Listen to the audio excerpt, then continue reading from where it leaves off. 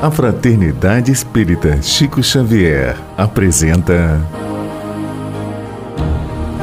a Página Amiga, o audiobook do livro Os Mensageiros.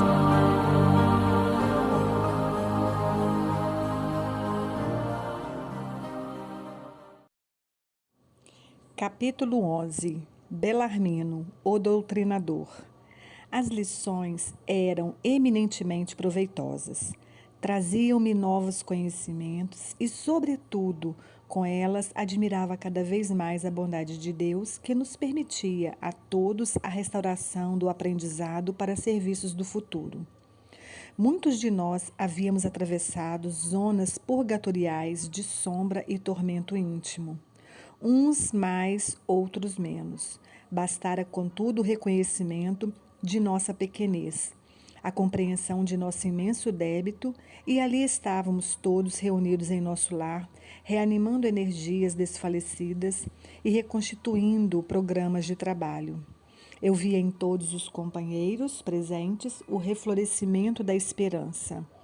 Ninguém se sentia ao desamparo, observando que numerosos médios prosseguiam em valiosa permuta de ideias referentemente ao quadro de suas realizações, e ouvindo tantas observações sobre os doutrinadores, perguntei a Vicente em tom discreto: não seria possível, para minha edificação, consultar a experiência de algum doutrinador em trânsito por aqui?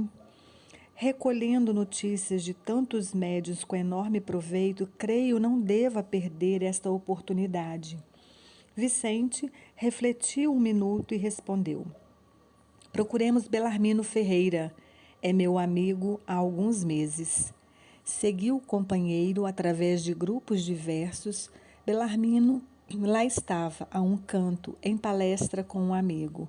Fisionomia grave e gestos lentos deixava transparecer grande tristeza no olhar humilde. Vicente apresentou-me afetuoso, dando início à conversação edificante. Após a troca de alguns conceitos, Belarmino falou comovido: com que então, meu amigo, deseja conhecer as amarguras de um doutrinador falido?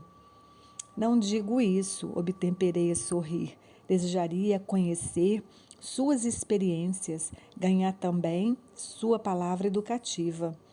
Ferreira esboçou o sorriso forçado que expressava todo o absinto que ainda lhe requeimava a alma e falou: a missão do doutrinador é muitíssimo grave para qualquer homem. Não é sem razão que se atribui a nosso Senhor Jesus o título de mestre. Somente aqui vinha ponderar bastante a esta profunda verdade. Meditei muitíssimo, refleti intensamente e concluí que, para atingirmos uma ressurreição gloriosa, não há, por enquanto, outro caminho além daquele palmilhado pelo doutrinador divino. É digna de menção a atitude dele, abstendo-se de qualquer escravização aos bens terrestres. Não vemos passar o Senhor em todo o Evangelho senão fazendo o bem e ensinando o amor, acendendo a luz, disseminando a verdade? Nunca pensou nisso? Depois de longas meditações, cheguei ao conhecimento de que na vida humana, junto aos que administram e aos que obedecem, aos que ensinam. Chego, pois, a pensar que nas esferas da crosta há mordomos cooperadores e servos. Muito especialmente, os que ensinam devem ser os últimos. Entende o meu irmão? Ah, sim, havia compreendido perfeitamente a conceituação de Belarmino. Era profunda, irrefutável. Aliás, nunca ouvira tão belas apreciações relativamente à missão educativa. Após ligeiro intervalo, continuou sempre grave. Há de estranhar certamente tenha eu fracassado sabendo tanto. Minha tragédia angustiosa, porém, é a de todos os que conhecem o bem esquecendo-lhe a prática. Calou-se de novo, pensou e prosseguiu. Faz muitos anos saí de nosso lar, com a tarefa de doutrinação no campo do espiritismo evangélico. Minhas promessas aqui foram enormes. Minha abnegada Elisa dispôs-se a acompanhar-me no serviço laborioso. Ser-me-ia companheira desvelada, abençoada, amiga de sempre. Minha tarefa constaria de trabalho assíduo no Evangelho do Senhor, de modo a doutrinar primeiramente com exemplo e em seguida com a palavra. Duas colônias importantes que nos convizinham enviaram muitos servos para a mediunidade e pediram ao nosso governador cooperasse com a remessa de missionários competentes para o ensino e a orientação. Não obstante meu passado culposo, candidatei-me ao serviço com endosso do ministro Gedião, que não vacilou em auxiliar-me. Deveria desempenhar atividades concernentes ao meu resgate pessoal e atender à tarefa honrosa, veiculando luzes a irmãos nossos nos planos visível e invisível.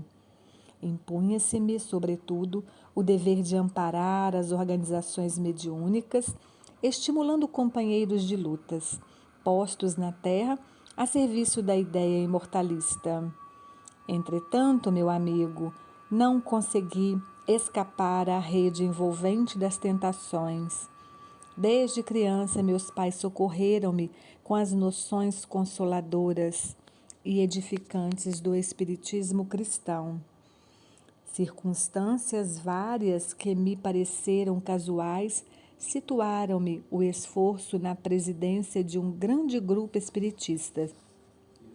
Os serviços eram promissores, as atividades nobres e construtivas, mas enchi-me de exigências, levado pelo excesso de apego à posição de comando do barco doutrinário.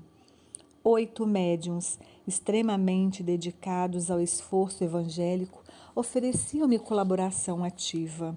Contudo, procurei colocar acima de tudo o preceito científico das provas insofismáveis. Cerrei os olhos à lei do merecimento individual, olvidei os imperativos do esforço próprio e, envaidecido com meus conhecimentos do assunto, comecei por atrair amigos de mentalidade inferior ao nosso círculo, tão somente em virtude da falsa posição que usufruíam na cultura filosófica e na pesquisa científica. Insensivelmente vicejaram-me na personalidade estranhos propósitos egoísticos. Meus novos amigos queriam demonstrações de toda sorte e, ansioso por colher colaboradores na esfera da autoridade científica, eu exigia dos pobres médiuns longas e porfiadas perquisições nos planos invisíveis. O resultado era sempre negativo, porque cada homem receberá agora e no futuro de acordo com as próprias obras. Isso me irritava. Instalou-se a dúvida em meu coração, devagarinho. Perdi a serenidade do outro tempo. Comecei a ver nos médios que se retraíram aos meus caprichos companheiros de má vontade e má fé. Prosseguiam nossas reuniões, mas da dúvida passei a descrença destruidora. Não estava num grupo de intercâmbio entre o visível e o invisível? Não eram os médiuns simples aparelhos dos defuntos comunicantes? Por que não viram aqueles que pudessem atender aos nossos interesses materiais imediatos? Não seria melhor estabelecer um processo mecânico e rápido para as comunicações? Por que a negação do invisível aos meus propósitos de demonstrar positivamente o valor da nova doutrina? Debalde, Elisa me chamava para a esfera religiosa e edificante, onde poderia aliviar o espírito atormentado. O Evangelho, todavia, é livro divino, e enquanto permanecemos na cegueira da vaidade e da ignorância, não nos expõe seus tesouros sagrados. Por isso mesmo, taxava-o de velharia. E, de desastre a desastre, antes que me firmasse na missão de ensinar, Os amigos brilhantes no campo de cogitações inferiores da terra arrastaram-me ao negativismo completo. Do nosso agrupamento cristão, onde poderia edificar construções eternas, transferi-me para o movimento não da política que eleva, mas da politicália inferior que impede o progresso comum e estabelece a confusão nos espíritos encarnados. Por aí estacionei muito tempo, desviando dos meus objetivos fundamentais, porque a escravidão ao dinheiro me transformara os sentimentos. E assim foi que acabei meus dias com uma bela situação financeira no mundo e um corpo crivado de enfermidades, com um palácio confortável de pedras e um deserto no coração. A revivência da minha inferioridade antiga religou-me a companheiros menos dignos no plano dos encarnados e desencarnados, e o resto o amigo poderá avaliar: tormentos, remorsos, expiações. Concluindo, asseverou: mas como não ser assim? Como aprender sem a escola, sem retomar o bem e corrigir o mal? Sim, Belarmino, disse abraçando, você tem razão. Tenho a certeza de que não vim tão só ao centro de mensageiros, mas também ao centro de grandes lições.